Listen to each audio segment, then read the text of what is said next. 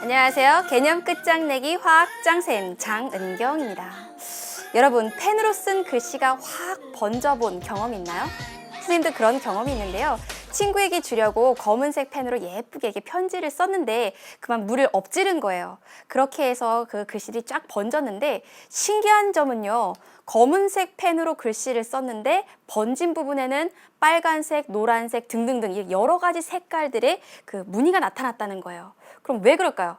바로 검은색이라고 하는 그 성분은 여러 가지 색소들이 섞여서 만들어진 혼합된 색이라는 거죠. 근데 그러한 혼합된 색이 물이라는 용매를 통해서 이렇게 각각의 색소들로 이렇게 분리가 되었다는 겁니다. 오늘은 이처럼 지난 시간에 이어서 혼합물을 분리하는 방법에 대해서 알아보려고 해요. 그럼 오늘의 주인공 살펴보도록 할게요. 첫 번째는요, 용해도 차이가 서로 다른 물질들이 섞여 있을 때 그것을 분리하는 방법에 대해서 살펴보고요. 두 번째는 용매에 녹아서 이동하는 속도에 차이가 나는 물질들이 섞여 있을 때 그러한 혼합물을 분리하는 방법에 대해서 알아보도록 하겠습니다. 그럼 오늘도 선생님과 함께 즐거운 마음으로 공부할 준비 되셨어요? 그렇다면 끝장낼 개념들 만나러 가보겠습니다.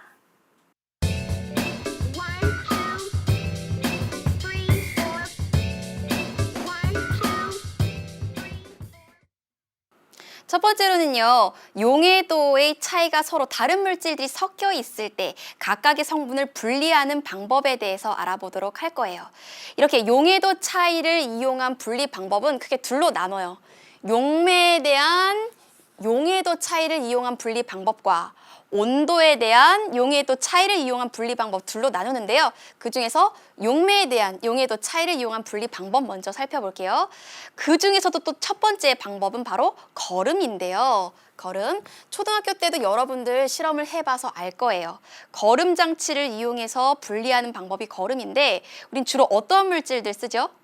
고체 화합물 중에서 예를 들어 모래와 소금 속에 들어있는 염화나트륨처럼 하나는 물에 녹고 하나는 물에 녹지 않는 이러한 물질들이 섞여 있을 때 둘 중에 한 가지만 녹일 수 있는 그런 용매를 이용을 하는 거죠. 그러면 녹지 않는 물질은 거름장치 위에 걸러지게 되죠. 이렇게 해서 분리하는 방법을 우리가 거름이라고 합니다. 그래서 거름장치를 이용해서 분리할 수 있는 물질은 이것 말고도 염화나트륨과 나프탈렌의 혼합물, 이것도 분리할 수가 있어요. 염화나트륨은 물에 녹고 나프탈렌은 물에 녹지 않죠. 근데 이러한 물질을 물에 잔뜩 녹여요. 잔뜩 녹여서 섞습니다. 그런데 거름장치에 이것을 붓습니다. 그럼 거름장치 자세히 보도록 할게요. 이 거름장치에서 제일 중요한 건 바로 이 거름종이에요. 거름종이. 거름종이를 4분의 1로 접어서 원뿔 모양으로 만들죠. 그리고 나서 이 거름종이가 이 깔때기에 잘 붙을 수 있도록 물을 이렇게 발라서 적셔줍니다. 그런 다음에 세 부분이 이렇게 겹쳐져 있는, 이렇게 많이 겹쳐져 있는 그 거름종이 부분에 유리막대를 대고 이 물질들이 녹아 있는 이 혼합물을 유리막대를 타고 쭈르륵 흐를 수 있도록 장치를 합니다. 그렇게 하면요, 녹는 물질은 거름종이를 통과하고 녹지 않는 물질은 이 위에 남게 되는데 이때 녹은 물질들이 쭈르륵 타고 흐를 수 있도록 깔때기의 이 끝부분, 뾰족한 부분이 벽을 타고, 비커의 벽을 타고 내려올 수 있도록 뾰족한 부분을 벽에 붙입니다. 이렇게 하게 되면요, 옆에 모형을 볼게요. 염화나트륨과 나프탈렌이라고 한다면 여기에 있는 이 덩어리가 큰 결정은 나프탈렌의 것이라고 할 수 있겠죠. 근데 이 나프탈렌은 녹지 않았기 때문에 굉장히 이렇게 크기가 큽니다. 그러면 이 나프탈렌처럼 입자가 크면 거름종이의 이 미세한 구멍보다 크기가 크니까 거름종이를 통과할 수 없겠죠. 그것에 비해서 염화나트륨이라 하는 물질은요, 물에 굉장히 잘 녹아요. 물에 녹아서 염화이온 그리고 나트륨이온, 굉장히 크기가 작은 이온들로 이온화되죠. 그래서 각각의 이온들은 이렇게 통과를 할 수 있습니다. 그래서 염화 나트륨은 이온 상태로 또는 수용액에 녹은 상태로 거름종이를 통과할 수 있게 되지요. 이렇게 해서 나프탈렌과 염화나트륨을 분리할 수 있어요. 다시 정리하자면 용매에 녹는 염화나트륨 같은 물질은요, 알갱이 크기가 굉장히 작습니다. 그래서 거름 종이의 미세한 구멍을 통과할 수 있어서 수용액 상태로 빠져나오고요. 용매에 녹지 않는 나프탈렌 같은 물질은요, 알갱이가 굉장히 큽니다. 그래서 거름종이의 구멍을 통과하지 못하기 때문에 거름종이 위에 남아 있어요. 이렇게 두 물질을 분리할 수가 있습니다. 그럼 용매에 대한 용해도 차이를 이용한 또 다른 방법, 추출에 대해서 알아볼게요. 추출. 추출이라고 하는 것은요, 혼합물 속에서 특정한 성분을 잘 녹이는 용매를 이용해요. 그래서 그 성분만을 녹여서 뽑아내는 과정을 우리가 추출이라고 합니다. 그럼 추출의 예를 살펴볼게요. 첫 번째 예로는요, 녹차를 우려내는 거예요. 녹차에도 여러 가지 성분들이 섞여 있을 텐데 여기에 뜨거운 물을 부으면요, 그 성분들 중에서 물에 녹을 수 있는 성분들만 쫙 우러나오게 되죠. 그래서 그 성분들만 녹여서 분리하는 방법, 이거 추출이라고 할 수 있고요. 다음, 원두 커피 내리기. 커피콩을 분쇄한 다음에 거기에 뜨거운 물을 부어요. 그러면 그 물에 녹을 수 있는 성분들만 커피콩으로부터 쫙 분리가 되어서 커피가 만들어지죠. 이것도 추출이고요. 한약도 마찬가지고요. 다음 향수. 향수를 만들 때 굉장히 기분이 좋아지는 냄새가 나는 꽃, 그리고 식물을 이용하는데 그 식물 속에서 그리고 향기로운 물질들만 녹일 수 있는 용매를 써요. 그럼 그 용매에 그 물질들이 쫙 녹아서 그 향수의 성분들을 우리가 뽑아낼 수 있겠죠. 이것도 추출이고요. 여기 나물이 있습니다. 나물에 쓴맛이 나는 성분들이 있는데 이 쓴맛을 제거하려면 물 또는 소금물에 이 나물을 담가둬요. 그러면 이 소금물에 이 쓴맛이 나는 성분들이 녹아서 빠져나가게 됩니다. 그래서 나물의 쓴맛을 제거하는 방법, 이것도 추출이고요. 기름때가 많이 붙은 그러한 옷은 물빨래로 잘 지워지지 않아요. 그럴 때는 이 기름때를 녹일 수 있는 유기용매를 이용을 해서 빨래를 하는데 그러한 방법을 드라이 클리닝이라고 하지요. 그리고 에테르라고 하는 물질이 있어요. 이 에테르는요, 콩 속에서 기름 성분만 쫙 녹여서 분리할 수 있는 그러한 물질이에요. 이렇게 혼합물에서 특정한 한 성분만 쫙 뽑아내는 이러한 방법을 추출이라고 합니다. 그러면 다른 방법 살펴볼게요. 이번에는 기체 혼합물을 분리하는 방법인데요. 기체 혼합물을 분리할 때도 이 기체 혼합물 중에 특정한 용매에 녹을 수 있는 기체가 있고 녹을 수 없는 기체가 있을 거예요. 그러면 이러한 기체들이 섞여 있을 때 그 용매를 집어넣으면 그 용매에 녹을 수 있는 기체가 다른 기체로부터 분리가 되겠죠. 이러한 방법인데요. 기체 혼합물에서 용매에 녹는 물질만 따로 분리하는 방법입니다. 예를 들어서 화장실에서는요, 쾌쾌한 냄새가 나요. 바로 암모니아라고 하는 이 기체 성분 때문에 나는 냄새인데 이 암모니아라고 하는 기체는 독특한 특성이 있어요. 물에 굉장히 잘 녹습니다. 그래서 화장실 청소를 할 때는 물로 청소를 하는 게 효과적이에요. 왜냐하면 암모니아가 물에 잘 녹기 때문이죠. 물로 청소를 하면 암모니아가 물에 녹으니까 다른 공기로부터 암모니아가 제거가 되지요. 이것과 관련된 실험 장면 아래 그림이 있어요. 이 그림 자세히 볼게요. 여기 보면 암모니아가 포함된 공기가 있어요. 그러니까 암모니아 말고도 뭐 질소, 산소, 아르곤 등등등 여러 가지 기체들이 이렇게 섞여 있는 그런 혼합물인 거죠. 이 혼합물의 기체를 이 실험 장치 안으로 집어 넣습니다. 그런 다음에 그럼 이 안에 이제 기체들이 가득 차겠죠. 이 위에서 물을 뿌려줘요.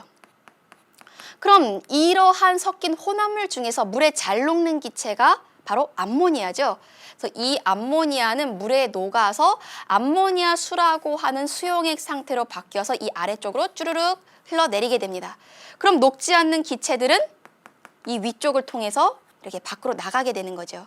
이렇게 해서 여러 가지 기체들이 섞인 공기로부터 물에 잘 녹는 기체인 암모니아를 이렇게 쉽게 분리해낼 수가 있어요. 또 이러한 것도 있습니다. 공기오염 물질에는 이산화황, 이산화질소 같은 이러한 물질들이 있는데 이러한 물질들이 물에 굉장히 잘 녹아요. 그래서 비가 내리게 되면 이 비 속에 이러한 물질들이 녹아서 공기오염 물질, 이 물질의 양은 줄어듭니다. 대신 비는 산성화되는 이러한 단점도 있긴 해요. 이렇게 기체 중에서 용매에 녹는 물질, 녹지 않는 물질을 구별할 때는 이 용매에 녹는 이 용해도 차이를 이용해서 우리가 이런 물질을 분리할 수 있다는 것, 요거 알아두시고요. 그럼 이제부터는 온도에 따라서 온도에 대한 용해도 차이를 이용한 분리 방법에 대해서 알아볼게요. 첫 번째 방법은 재결정이라는 방법이에요. 이름 그대로 처음에도 결정이었는데 이것을 녹였다가 다시 결정을 만든다는 뜻이죠. 방법을 보자 하면요. 불순물이 섞여 있는, 즉 혼합물이죠. 혼합물 상태의 고체를 용매에 녹입니다. 용매를 녹여요. 그러니까 뜨거운 용매에 녹여요. 그런 다음에 그 용매를 증발시키거나 아니면 용액을 냉각시켜요. 그러면 같은 성분으로 이루어진 물질들끼리 모여서 결정을 만들게 됩니다. 그렇게 해서 순수한 고체 물질을 만드는 이러한 방법을 재결정이라고 해요. 그래서 불순물을 점점점 줄여서 순도를 높이는 방법이라고 할 수 있어요. 그래서 불순물을 줄여서 순도를 높이는 방법, 이것을 재결정이라고 할 수 있어요. 예를 들어서 천일염 속에는요, 소금뿐만 아니라 다른 여러 가지 물질이 다 섞여 있어요. 근데 그 중에서 우리가 소금 성분만 얻으려면 이 천일염을 아주 뜨거운 물에 집어넣어서 녹입니다. 그런 다음 서서히 온도를 낮춰요. 그럼 소금 성분들만 모여서 큰 결정을 만들어요. 그럼 나머지 그 용액에는 불순물과 일부의 소금이 들어있겠죠? 그건 버립니다. 그런 다음에 이렇게 해서 만들어진 소금 결정을 다시 녹여서 똑같은 과정을 반복해요. 재결정 과정을 계속 반복하는 거죠. 그럼 순수한 상태의 소금, 정제된 소금을 얻을 수 있습니다.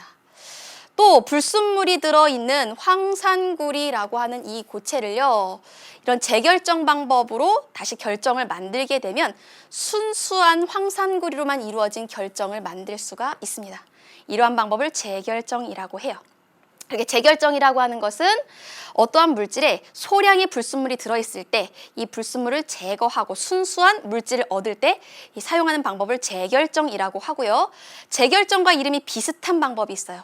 바로 분별 결정이라고 하는 방법인데요.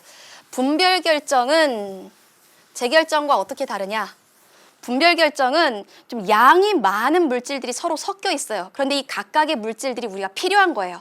그래서 이 각각의 물질을 따로따로 분리하는 방법을 우리가 분별 결정이라고 합니다. 그 과정을 자세히 보도록 할게요.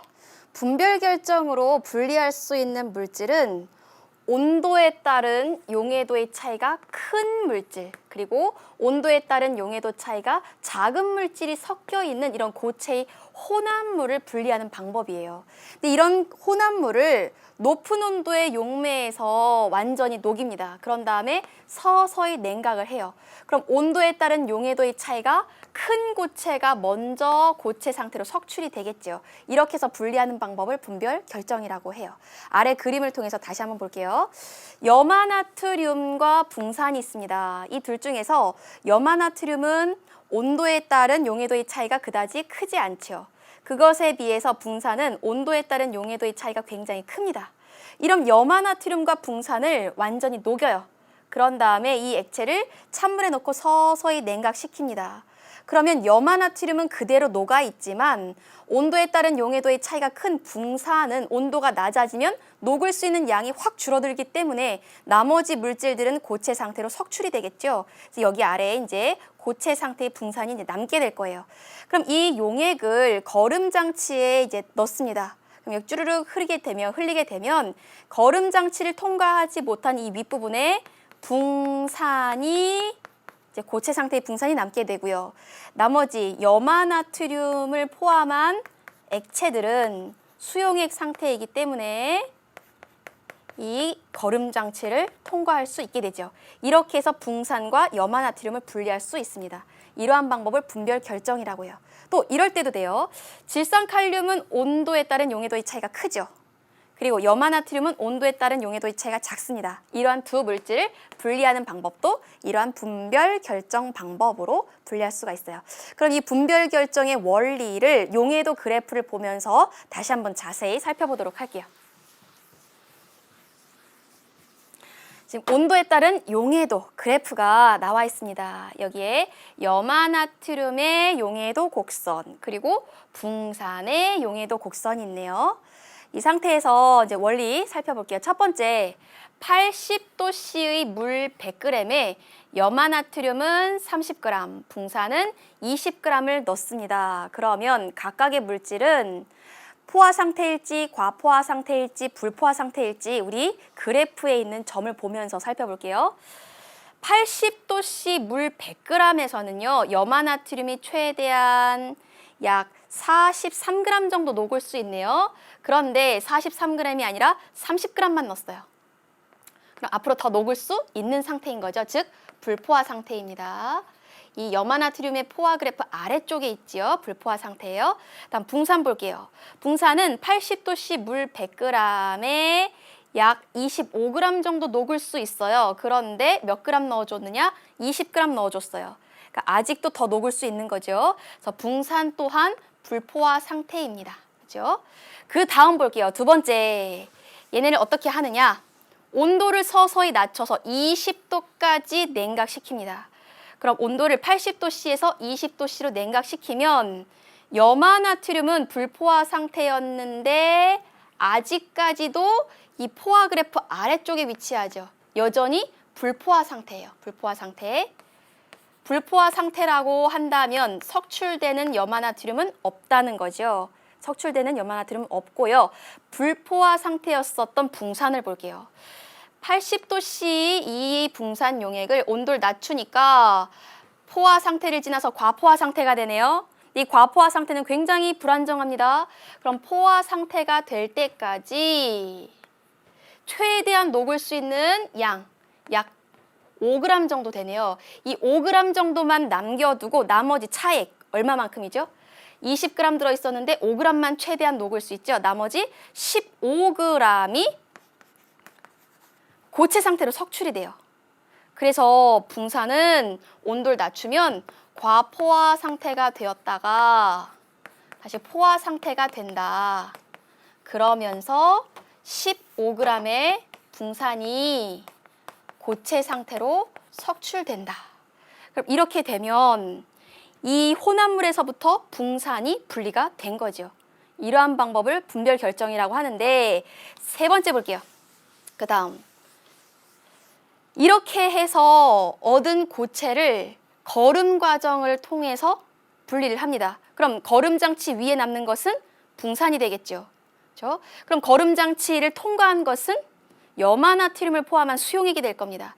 이 과정을 여러 번 반복하면 염화나트륨과 붕산을 각각 분리할 수 있어요. 이것을 분별 결정이라고 해요. 그래서 지금까지는 용해도의 차이를 이용해서 물질을 분리하는 방법에 대해서 배웠어요. 그럼 이번에는요, 이동 속도의 차이에 따라서 물질을 분리하는 방법에 대해서 알아보도록 하겠습니다.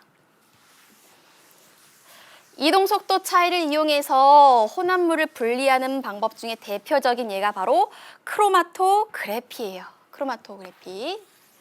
크로마토그래피는 이 크로마토라고 하는 것이 여러 가지 알록달록한 색깔이라는 뜻이고요. 그래피는 그림이라는 뜻이에요. 그러니까 혼합물을 분리하다 보면 여러 가지 알록달록한 색깔이 나타나는데 그러한 각각의 색깔들은 혼합물을 이루고 있는 성분이었다는 것이죠. 그렇죠? 이 크로마토그래피의 원리를 볼게요. 혼합물의 각 성분들이 우선 용매에 녹아야 돼요. 그래서 용매에 녹으면 용매를 따라서 이동을 하게 되는데 이때 이동하는 속도의 차이가 있어서 많이 이동하는 것과 별로 이동하지 못하는 것, 이 사이에 이제 거리의 차이가 생기죠. 이렇게 해서 혼합물들을 이루고 있는 각각의 성분을 분리하는 이러한 방법을 크로마토그래피라고 해요. 여러분들 한 번씩은 다 해봤을 거예요. 거름종이에 사인펜 점 찍어서 물에 넣어보면 사인펜 색이 쫙 번지게 되죠. 이게 바로 크로마토그래피예요. 그럼 크로마토그래피 하는 방법 그림으로 다시 볼게요. 예를 들어 사인펜에 잉크 색소를 분리하는 방법, 요거를 예를 들어 볼게요. 그러면 거름종이 제일 아래서 약간 위쪽에 색소점 또는 시료점이라고 하는데 이 부분에 점을 찍어요. 점을 여러 번 진하게 찍습니다.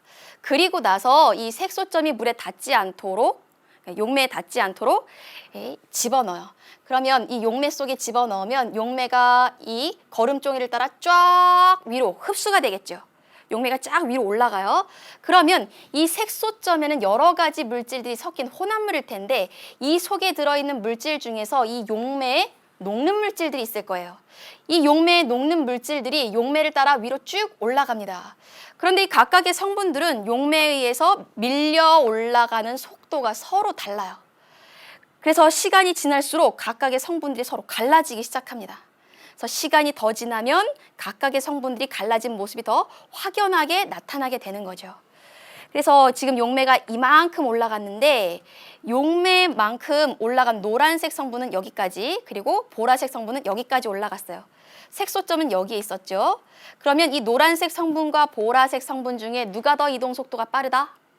용매에 가까운 노란색 성분이 더 이동 속도가 빠르다.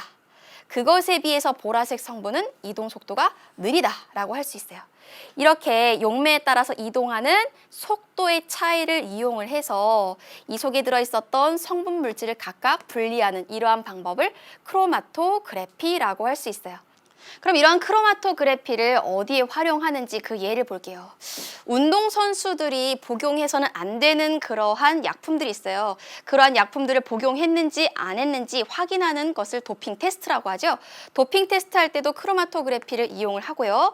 식물에는 다양한 색소들이 들어있어요. 엽록소라든지 크산토필이라든지 카로틴 등등등 여러 가지 색소들이 들어있는데 그러한 색소를 분리할 때도 크로마토그래피를 이용합니다. 다음, 농약에서 특정한 성분이 있는지 없는지 확인할 때도 이 방법을 이용하고요. 음식물 속에 포함되어 있는 유해 물질이 있는지 없는지 검출할 때도 이러한 방법을 이용합니다. 그럼 크로마토그래피의 방법을 좀 더 자세히 살펴보도록 할게요. 방법은 이렇습니다. 첫 번째, 거름종이처럼 크로마토그래피를 할 수 있는 그런 용지를 준비를 해요. 여기에 색소점을 찍는데 색소점 또는 시료점이라고 하는데 색소점을 이 부분에 찍을 때는 작고 진하게 여러 번 찍습니다. 그러니까 혼합물을 여기다 많이 공급한다는 그런 의미죠. 두 번째, 혼합물을 모두 녹일 수 있는 용매를 선택합니다. 만약에 혼합물을 녹일 수 없는 용매를 선택한다면 용매는 거름종이를 따라 쭉 이동을 하지만 색소점에서는 그 용매에 녹을 수 있는 성분이 아무것도 없으니까 분리가 안 되겠죠. 그래서 용매에 녹을 수 있는 그러한 성분들이 들어있는 그 성분들을 녹일 수 있는 용매를 선택을 합니다. 그다음 세 번째, 색소점이 용매에 잠기지 않도록 장치를 합니다. 만약에 이 색소점이 용매에 잠기게 되면요, 한 방향으로 쫙 전개가 되지 않고 사방팔방으로 전개가 돼요. 그래서 각각의 성분이 어떠한 것인지 좀 뒤죽박죽이 되어서 우리가 알아보기가 어렵습니다. 그래서 이 색소점은 물에 잠기지 않도록, 용매에 잠기지 않도록 하고요. 네 번째, 이 용매 중에서도 증발이 잘 되는 용매가 있을 수 있어요. 그러한 경우에는 용매가 증발되지 않도록 용기의 입구를 막고 합니다. 만약에 증발이 잘 되는 용매인데 뚜껑을 열어놓은 상태에서 오픈된 상태에서 실험을 하면 용매가 거름종이를 따라 쫙 흡수되기도 전에 다 날아가 버리죠. 그럼 이 속에 들어있는 여러 혼합물들, 이 성분들이 전개가 잘 되지 않을 거예요. 분리가 되지 않을 거예요. 그래서 증발이 잘 되는 용매는 입구를 막고 실험을 합니다. 그럼 이러한 크로마토그래피는 어떠한 장점이 있는지 특징 살펴볼게요. 첫 번째, 분리하는 방법이 굉장히 간단합니다. 점 찍고 용매에 넣으면 돼요. 굉장히 간단하죠. 그리고 분리하는 데 걸리는 시간이 비교적 굉장히 짧습니다. 그러니까 간편하다는 거죠. 다음 두 번째, 매우 적은 양의 혼합물도 분리할 수가 있어요. 다음 세 번째 볼게요.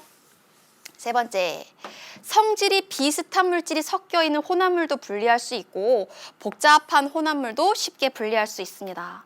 다음 네 번째, 용매의 종류에 따라서 분리되는 성분 물질의 수라든지 이동한 거리가 서로 달라집니다. 그래서 우리가 원하는 성분을 추출을 하려면 그 성분을 녹일 수 있는 용매를 써야 되는 것이죠.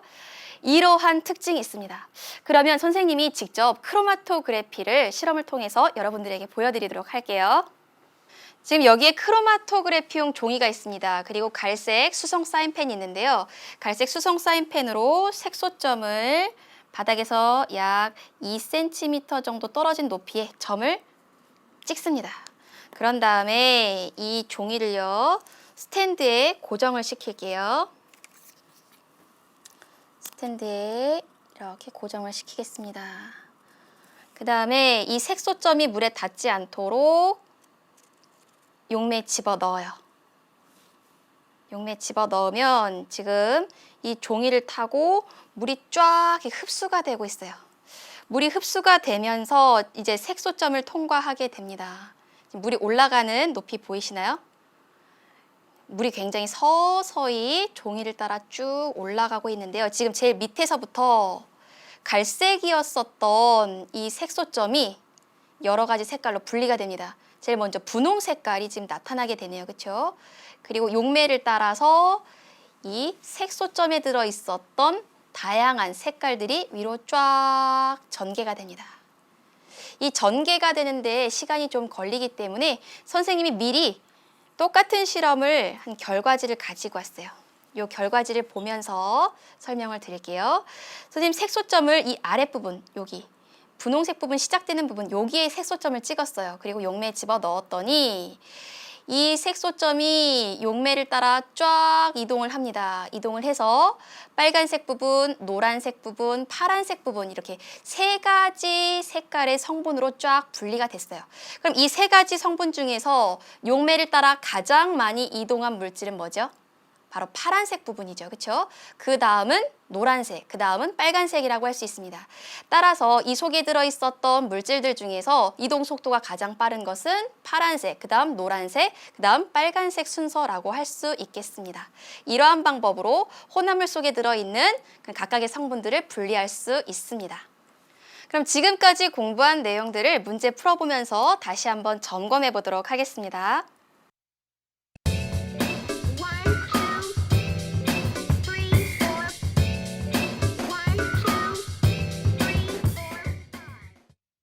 첫 번째 문제부터 살펴보도록 할게요. 혼합물을 분리할 때 이용되는 물질의 특성이 나머지 넷과 다른 것을 골라라 라고 되어 있네요. 그럼 첫 번째 보기부터 볼게요. 나물의 쓴맛을 제거한다. 소금물에 이 나물을 담가 놓으면 소금물이 이 쓴맛의 성분을 녹여서 이렇게 뽑아내게 되죠. 이러한 방법을 추출이라고 하고, 추출은 물질의 어떠한 특성? 바로 용해도 를 이용해서 물질을 분리하는 방법이라고 할 수 있겠습니다. 다음 두 번째, 콩에서 에테르라고 하는 성분을 이용해서 지방만 쏙 뽑아내는 방법. 이것도 추출이죠. 추출, 용해도 차이를 이용해서 물질을 분리를 하는 거고요. 세 번째, 소금과 나프탈렌 분리하기. 소금은 물에 잘 녹죠. 나프탈렌은 물에 잘 녹지 않아요. 이러한 물질들을 물에 넣어서 거름 장치를 통해서 분리를 하죠. 그러니까 거름법을 이용해서 분리하는데 이것도 물에 녹고 녹지 않는 용해도 차이를 이용해서 분리하는 방법이라고 할 수 있습니다. 다음 네 번째, 모래와 스티로폼 분리하기. 모래와 스티로폼은 둘 다 물에 녹지 않아요. 그럼 이 물질은 어떻게 분리하죠? 그렇죠. 물에 집어넣습니다. 물에 집어넣으면 물보다 밀도가 큰 모래는 가라앉고 물보다 밀도가 작은 스티로폼은 위로 뜨게 되죠. 즉 밀도 차이를 이용해서 분리하는 방법이에요. 다음 5번, 천일염에서 정제된 소금을 분리하는 방법. 이렇게 불순물이 포함되어 있는 소금에서 불순물을 제거하고 순수한 소금을 얻는 방법, 재결정이라고 하죠. 이것도 용해도 라고 하는 특성을 이용해서 분리하는 방법입니다. 그럼 여기에서 1, 2, 3, 5번은 용해도라고 하는 특성을 이용해서 물질을 분리하는 방법인데 4번만 밀도 차이를 이용해서 분리하는 방법이니까 물질의 특성이 다른 것은 바로 4번이 되겠습니다. 그럼 그 다음 문제 풀어보도록 할게요. 다음은 황산구리 결정을 만드는 과정이다. 이에 대한 설명으로 옳은 것은 가부터 봅시다. 불순물이 섞인 황산구리를, 그러니까 혼합물인 거죠. 이 혼합물을 뜨거운 물에 최대한 녹여서 포화용액을 만든다. 굉장히 높은 온도로 포화용액을 만듭니다. 그 다음 작은 황산구리 조각을 실로 묶어서 가용액에 담가 놓는다. 그럼 달을 볼게요. 용액이 식으면서 아까 매달아 놓았었던 이 작은 황산구리 조각을 중심으로 황산구리가 더 달라붙어서 황산구리의 결정이 점점점 더 커지는 것을 관찰할 수 있다. 이러한 방법을 뭐라고 하죠? 황산구리에서 불순물을 제거하고 순수한 황산구리 결정만 얻는 방법, 바로 재결정이라고 합니다. 재결정. 재결정은 바로 물질이 용매에 녹는 성질, 용해도를 이용해서, 용해도 차이를 이용해서 물질을 분리하는 방법이라고 할 수 있겠어요. 그럼 이것과 관련된 설명들 찾아봅시다. 첫 번째, 가는 다보다 용해도가 작다. 가는 뜨거운 물, 온도가 높은 상태지요. 다는 용액이 식었다고 했어요. 차가운 상태예요. 그렇다면 황산구리는 뜨거운 물에서 더 잘 녹을까요? 차가운 물에서 더 잘 녹을까요? 뜨거운 물에서 더 잘 녹죠. 왜냐하면 대부분의 고체 물질들은 온도가 올라갈수록 용해도가 증가하는 특성이 있기 때문에 그래요. 따라서 가가 다보다 더 잘 녹으니까 용해도가 더 크다라고 바꿔야겠습니다. 그래서 1번 틀리고요. 다음 2번. 다는 가보다 용액의 농도가 크다. 지금 가에서 최대한 녹여서 포화용액을 만들었어요. 그런데 이것을 식혔습니다. 식혔더니 온도가 내려가니까 더 이상 황산구리가 녹을 수 없어요. 그래서 결정이 되어서 석출이 됩니다. 그럼 용액에 녹아있는 물질은 처음 넣어준 물질보다 줄어들게 되지요. 그렇다면 농도는 작아지게 됩니다. 그래서 다는 가보다 농도가 작다라고 바꿔야겠고요. 2번 틀리죠? 다음 3번. 이와 같은 분리 방법을 추출이라고 한다. 추출이 아니라 재결정이죠. 이 부분 고쳐야겠고요. 자, 3번 틀리고요. 다음 4번 볼게요. 위의 과정을 통해서 불순물의 함량이 커진다? 이런 과정을 반복하게 되면 식는 동안 황산구리의 이 작은 결정에 점점점 다른 황산구리가 모여서 불순물이 오히려 떨어져 나가는, 불순물의 함량이 오히려 줄어드는 일이 생깁니다. 그래서 4번 틀리고요. 5번, 결정이 자라는 동안의 용액은 포화 상태이다.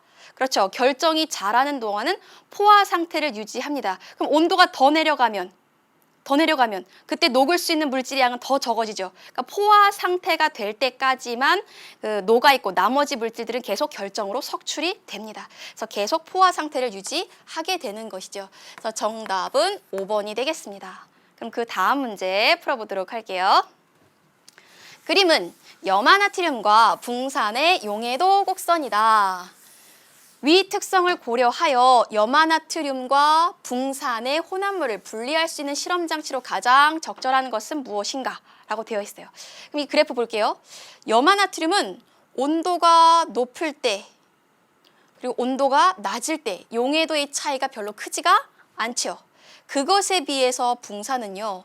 온도가 높을 때 굉장히 잘 녹다가 온도가 낮아지면 굉장히 잘 녹지 않습니다. 그래서 붕산은 온도에 따른 용해도 차이가 굉장히 커요. 이렇게 온도에 따른 용해도의 차이가 큰 물질과 작은 물질이 섞여 있을 때 이러한 고체 혼합물을 분리하는 방법을 뭐라고 하죠? 바로 분별 결정이라고 하죠. 분별 결정. 그럼 분별 결정으로 이 둘을 분리하는 그 과정을 다시 한번 생각해 봅시다. 그럼 이 두 물질을 뜨거운 용매에 녹입니다. 물 같은 뜨거운 용매에 녹여요. 그럼 이 둘 완전히 녹인 다음에 찬물이 들어있는 곳에 넣어서 서서히 냉각시켜요. 그러면 염화나트륨은 계속 녹아 있지만 붕산은 온도가 내려가면 더 이상 녹을 수 있는 최대한의 물질의 양이 점점점 줄어들죠. 그러면 그 남는 차액만큼 바로 결정이 되어서 석출이 됩니다. 그럼 그 용액을 거름장치를 이용해서 분리를 하죠. 그럼 거름종이 위에 남는 물질은 결정이 되어서 만들어진 붕산, 거름종이 아래를 통과한 물질은 염화나트륨을 포함한 수용액. 이렇게 됩니다. 그래서 붕산과 염화나트륨을 분리할 수가 있어요. 그러니까 즉 분별 결정 방법으로 분리할 때는 거름장치가 필요합니다. 그럼 아래에서 거름장치를 찾아보도록 할게요. 첫 번째, 이것은 크로마토그래피죠. 크로마토그래피는 혼합물의 용매에 따라 이동하는 속도, 이 차이를 이용해서 분리하는 방법이고요. 다음 2번은 증발장치이죠. 예를 들어서 물과 소금이 섞여 있을 때, 그러니까 소금물에서 물이라고 하는 이 용매를 날려서 증발시켜서 그래서 소금만 남기는, 염화나트륨만 남기는 이러한 방법. 그럴 때 이용하는 것은 바로 이런 증발장치고요. 다음 세 번째, 이 기구의 이름이 뭐였죠? 분별 깔때기였어요. 분별 깔때기는 우리가 어떨 때 이용하죠? 서로 섞이지 않는 액체 혼합물을 여기다 넣어서 밀도가 큰 물질은 아래에 가라앉고 밀도가 작은 물질은 위에 뜨게 되겠죠. 그래서 콕을 열어서 밀도가 큰 물질 먼저 쭈르륵 흘려보내서 이 둘을 분리하는 방법입니다. 이것도 거름장치는 아니고요. 다음 네 번째 볼게요. 네 번째, 이것이 바로 우리가 원하는 거름장치이죠. 그래서 거름 종이를 통과하는 물질과 통과하지 못하는 물질을 분리할 때 씁니다. 그래서 4번이 정답이고요. 다음 5번, 이 장치는 액체 혼합물, 서로 섞이는 액체 혼합물을 여기다 집어넣고 끓여요. 끓여서 끓는 점이 낮은 물질을 먼저 분리해내는 방법이죠. 이러한 방법을 증류라고 하고요. 이것은 끓는 점 차이를 이용한 그런 분리 방법이라고 할 수가 있겠습니다. 따라서 거름장치는 바로 4번이 되겠어요. 그럼 그 다음 문제 풀어보도록 할게요. 그림과 같이 공기와 암모니아의 혼합기체를 물이 나오는 관에 관통시켰다. 이에 대한 설명으로 옳은 것만을 보기에서 있는 대로 고른 것은 이라고 되어 있습니다. 암모니아가 포함된 이 혼합기체 속에서 암모니아만 물에 녹죠. 그래서 이 기체를, 혼합기체를 집어넣어서 물을 뿌려주면 암모니아만 물에 녹아서 수용액 상태로 B로 나오게 돼요. 그래서 수용액 상태, 암모니아가 물에 녹은 암모니아 수가 이 B를 따라 이렇게 내려오고요. 나머지 물에 녹지 않은 공기들은 A를 통해서 밖으로 나오게 되죠. 그럼 상황을 정리했으니까 아래에서 답 찾아볼게요. 첫 번째, 암모니아는 B를 통해 나온다? 네, 맞습니다. 물에 녹기 때문이죠. 다음, 니은, 물에 대한 밀도 차이를 이용한 분리 방법이다? 밀도 차이가 아니라 용해도 차이를 이용한 분리의 방법이죠. 니은 틀리고요. 다음 디귿. A에서는 기체, B에서는 수용액 상태의 물질이 나온다. 그렇죠. A에서는 물에 녹지 않는 공기가 기체 상태로, B에서는 물에 녹은 암모니아 수라고 하는 수용액이 분리가 됩니다. 그래서 정답은 기역과 디귿이 되겠어요. 그럼 오늘 우리가 열심히 공부한 내용 정리하는 시간 갖도록 할게요.